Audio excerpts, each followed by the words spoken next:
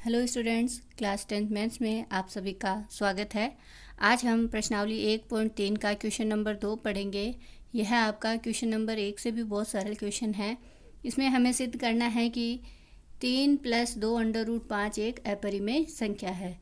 तो उसी प्रकार से सबसे पहले हम जो ये दिया गया है कि ये अपरिमेय संख्या जो हमें सिद्ध करनी है उसे हम मान लेंगे कि 3 + 2 √5 एक परिमेय संख्या है। तो हम यहाँ सबसे पहले लिखेंगे कि माना 3 + 2 √5 एक परिमेय संख्या है। सबसे फर्स्ट हम इसको मान लेंगे कि यह एक परिमेय संख्या है, और अगर ये परिमेय संख्या है तो इसे हम P/Q के रूप में लिख सकते हैं।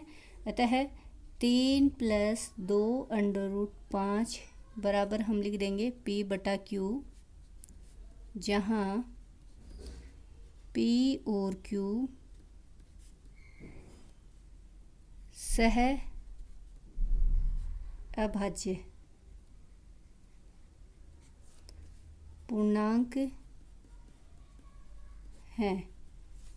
सह अभाज्य पूर्णांक है। सह अभाज्य पूर्णांक मीनिंग कि इसमें कोई भी उभयनिष्ठ भाग नहीं है और Q का मान 0 के बराबर नहीं है, यानी बटे में Q का मान 0 के बराबर नहीं है। तो इसी प्रकार अपने पास में अब हम इसको आगे हल करते हैं।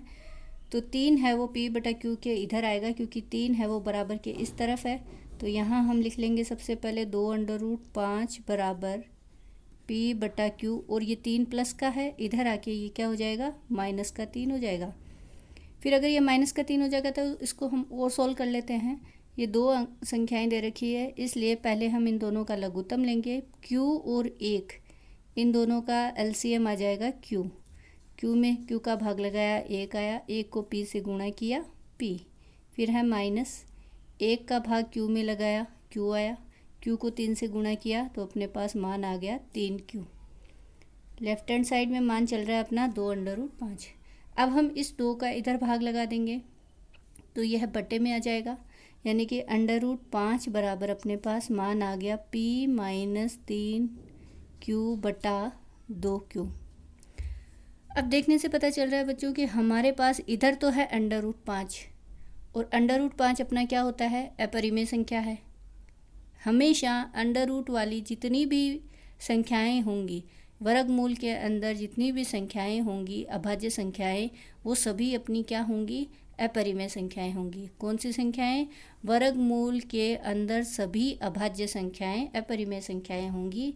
और इधर बराबर में आप देखो P एक पूर्णांक है, Q भी एक पूर्णांक है, और बटे में भी पूर्णांक है, यानी कि ये पूरा मान एक पूर्णांक हो गया। पूर्णांक P/Q का रूप ही हो गया एक तरह से, ठीक है। तो अगर ये पूर्णांक बटा पूर्णांक हो गया तो ये तो अपने पास में कौन सी संख्या होगी, P/Q के रूप की, यानी परिमेय संख्या। यानी इसका राइट हैंड साइड अपना परिमेय संख्या है, और ये इधर लेफ्ट हैंड साइड अपनी क्या है, एक अपरिमेय संख्या है, जो कि एक विरोधाभास है। बस अब हमें इस लाइन को लिखना आना चाहिए।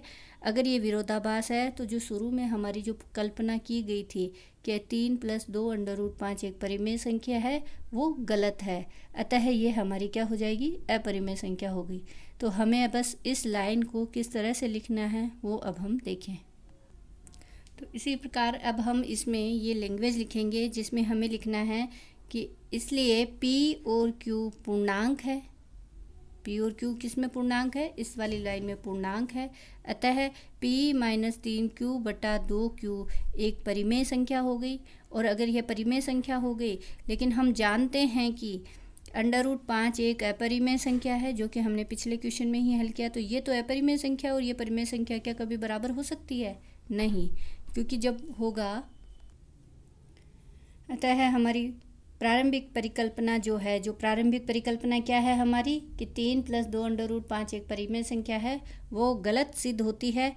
अतः 3 + 2 √5 क्या होगी, एक अपरिमेय संख्या होगी। तो इसी प्रकार से हमारा दूसरा क्वेश्चन लिखने का जो तरीका है वैसा ही सेम टू सेम हमारा तीसरा क्वेश्चन होगा। तो आइए देखते हैं कि तीसरा क्वेश्चन कैसे हल करते हैं। तो क्वेश्चन नंबर 3 में हमें सिद्ध कीजिए कि निम्नलिखित संख्याएं अपरिमेय हैं। ये हमें सिद्ध करना है। इसमें अपने को 3 क्वेश्चन दे रखे हैं। जैसे मैं आपको पहला क्वेश्चन बता रही हूँ कि 1/√2 आपको क्या सिद्ध करना है कि ये संख्या अपरिमेय संख्या है।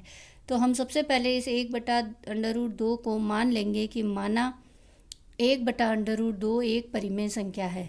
तो 1/√2 अगर एक परिमेय संख्या है तो इसे हम p/q के रूप में लिख लेंगे। तो 1/√2 बराबर p/q लिखा, जहाँ p और q सह अभाज्य पूर्णांक है और q बराबर नहीं है 0 के। सह अभाज्य पूर्णांक का मीनिंग मैंने हर सवाल में बताया, हम इजीली समझ सकते हैं। सह अभाज्य पूर्णांक मीनिंग क्या होगा कि उसमें उन p और q में कोई भी उभयनिष्ठ भाग नहीं है।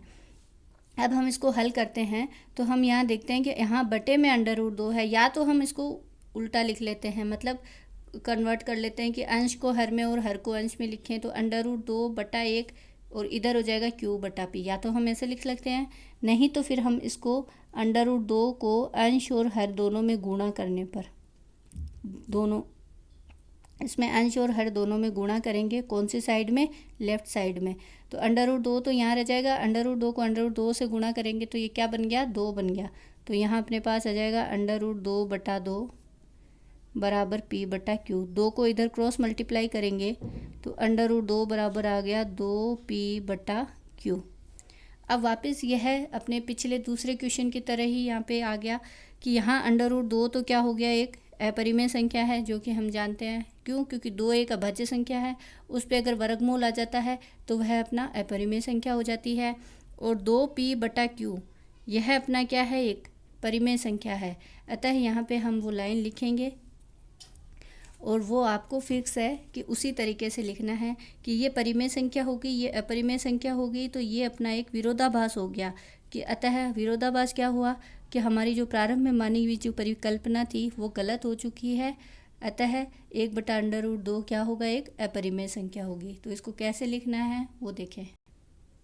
इस तरह से हम यहाँ पे लिखेंगे कि p और q पूर्णांक है, अतः 2p/q एक परिमेय संख्या है। परंतु हम जानते हैं कि √2 एक अपरिमेय संख्या है, अतः हमारी परिकल्पना कि 1/√2 एक परिमेय संख्या है, जो कि गलत है। अतः हम कहेंगे कि 1/√2 क्या है? एक अपरिमेय संख्या है।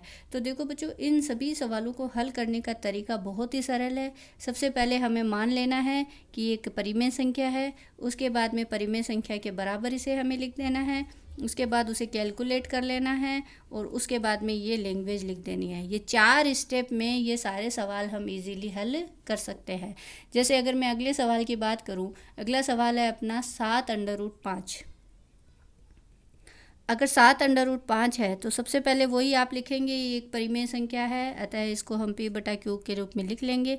अंडर को एक तरफ लिखेंगे मान को, और संख्याओं को एक तरफ कन्वर्ट कर देंगे। तो √5 बराबर p/7 का इधर भाग लगाएंगे तो ये क्या हो गया? 7q। वही चीज़, ये परिमेय संख्या हो गई, ये अपरिमेय संख्या हो गई, जो कि विरोधाभास हो जाएगा, और यह एक अपरिमेय संख्या है, आपको लिख देना है। तो इसी प्रकार से आपकी 1.3 कंप्लीट होती है। Thank you.